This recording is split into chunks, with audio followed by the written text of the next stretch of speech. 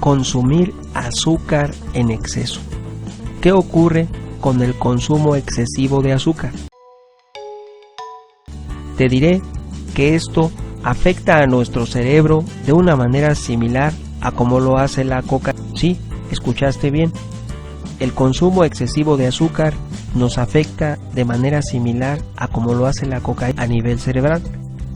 De acuerdo con los investigadores, el consumo a largo plazo de azúcar puede causar una reducción en los niveles de dopamina, que es un neurotransmisor encargado de la expresión de emociones, en una forma similar a lo que provoca la cocaína. Eso significa, aseguran los científicos que efectuaron este estudio, que las personas necesitan consumir niveles más altos de azúcar con el fin de alcanzar los mismos niveles de recompensa y evitar estados leves de depresión. Esto es, el azúcar genera una dependencia. Cuando suprimimos el azúcar de manera brusca, esto es, la consumes todos los días y de repente no, te provoca leves estados de depresión. ¿Por qué? Porque tu cuerpo busca esa recompensa de ese sabor dulce. Por lo tanto, se ha demostrado que el consumo de azúcar en exceso contribuye directamente también, entre otras causas, al sobrepeso, pero también eleva los niveles de dopamina, que controlan los centros de recompensa y placer de nuestro cerebro, de una manera similar a muchas otras drogas, no nada más a la cocaína, también a como lo hace el tabaco y la morfina. He ahí pues lo dañino del azúcar, no nada más te hace subir de peso, te provoca una adicción. El azúcar es algo que es tan frecuente y que se le da a los niños y a la población en general, y que podría estar teniendo el mismo efecto que los medicamentos que nosotros consumimos. Esto es lo que hace poner la atención en el hecho de que tenemos que volver a evaluar qué tanto consumimos de azúcar, qué tanto le damos a nuestros hijos y qué tanto consume una población u otra. El azúcar, sin lugar a dudas, se debe consumir con moderación. Todo exceso es malo. Otras consideraciones sobre el azúcar. El azúcar, principalmente al que me refiero, es al producido a partir de la caña de azúcar. En su proceso de fabricación se obtienen diferentes productos. Uno de ellos es el piloncillo, otro sería primeramente una azúcar morena y después una azúcar refinada en un proceso subsecuente. Todo inicia con la molienda. La caña es sometida a un proceso de preparación que consiste en romper o desfibrar las celdas de los tallos, la molienda. Luego unas cintas transportadoras la conducen a los molinos, donde se realiza el proceso de extracción de la sacarosa. El bagazo es lo que sale del último molino hacia las chimeneas, para usarlo en algunos casos como combustible y en otros casos para elaborar otros productos, o simplemente a un depósito de bagazo, de donde se despacha para usarlo también como materia prima en la elaboración de papel, que es un mejor uso porque sería altamente ecológico, ya que evitaría la tala de árboles para la producción de papel.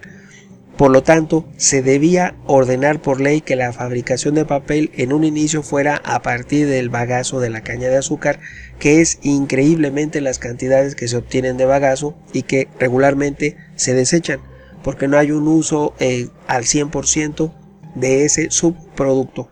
También te he de decir que una vez que obtenemos ese jugo de esa caña de azúcar, se inicia un proceso que se le llama proceso de clarificación. El jugo proveniente de los molinos pasa al tanque, donde se rebaja su grado de acidez y ahí se guarda. Hay que guardarlo. El jugo alcalinizado, ya una vez después de un tiempo guardado, se bombea a los calentadores, donde se eleva su temperatura hasta un nivel cercano a la ebullición, pero no se permite que hierva, nada más es un nivel cercano. Luego, antes de pasar a los clarificadores, va un tanque de flasheo abierto a la atmósfera, el cual pasa de 3 a 4 grados centígrados por acción de evaporación natural. Pierde temperatura cuando pasa a esto. En los diferentes procesos, en este caso de verse turbio, de no poder, si tú tomas un vaso transparente y lo llenas de ese jugo, antes del proceso de clarificación se ve turbio, no se ve claro. Después del proceso de clarificación se ve transparente. De ahí pasamos a la evaporación, porque hay que evaporar el líquido para obtener los subproductos. El jugo clarificado pasa a evaporadores que funcionan al vacío para facilitar la ebullición a menor temperatura. En este paso se extrae el 75% del jugo para obtener la melaza. De la melaza podemos obtener posteriormente piloncillo. Incluso la melaza, al ser altamente dulce, se puede servir para la elaboración de diferentes dulces. Llegamos a la cristalización. El condimento de la sacarosa que contiene el jarabe se lleva a cabo en tachos de vacío, de tal manera que producirán azúcar crudo, que se dice que es una producción para animales porque no está totalmente limpio. El azúcar blanco se utiliza para consumo directo o azúcar para refinación. La cristalización del azúcar es un proceso demorado que industrialmente se aumenta introduciendo a los tachos un grano de polvillo de azúcar finamente molido. Por lo tanto, se hace necesario este proceso para el consumo humano. Aunque, como te he dicho, el jugo de caña se puede consumir, la melaza se puede consumir y puede servir para diferentes dulces u otros productos. Ya una vez cristalizada obtenemos azúcar morena, se vuelve a refinar y se obtiene azúcar refinado. Separación o centrifugación: los cristales se separan, se hacen girar los cilindros a gran velocidad y sale la azúcar. También sale lo que va saliendo, el líquido que sale, puede servir para fabricar alcohol etílico en una destilería. El refinado se obtiene mediante la refinación. Se dice que se eliminan los colorantes o materias inorgánicas que el licor pueda contener.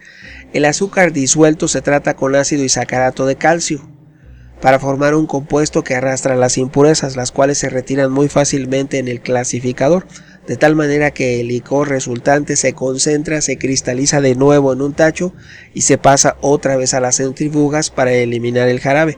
Una vez pasado al secado, ese azúcar refinado se lava con condensadores de vapor, se seca con aire caliente, se clasifica según el tamaño del cristal que se obtuvo y se almacena en silos para su posterior envasado. Por lo tanto, aquí tenemos procesos químicos. Un azúcar moreno tiene menos procesos químicos que un azúcar blanco totalmente refinado. A algunas personas les gusta el sabor del azúcar moreno, a otros prefieren el azúcar refinado porque endulza más. Sin lugar a dudas, todos los productos de la caña de azúcar son de sabor dulce y son útiles. Estoy hablando de productos para el consumo directo, porque si hablamos ya de su destilación para la fabricación de licores, rones y otras cuestiones, pues en ese caso ya no tiene ningún sabor dulce, ya se ha sometido a un nuevo proceso de industrialización para obtener un producto diferente. Les hablo del azúcar, el impacto del azúcar, que como indiqué en un inicio en la primera parte de este video, es en relación a la salud humana. También es un gusto que el ser humano muy difícilmente puede abstenerse a él, el gusto de lo dulce. En resumen, si te preguntas cuál es el proceso de la obtención de azúcar, vamos a explicártelo nuevamente. Primeramente se cosecha la caña en los patios. Primeramente se siembran las semillas de caña de azúcar, maduran de 12 a 14 meses y cuando se puede ya recoger y llevar a los patios de caña, se almacenan y preparan para ser enviados a la picadora.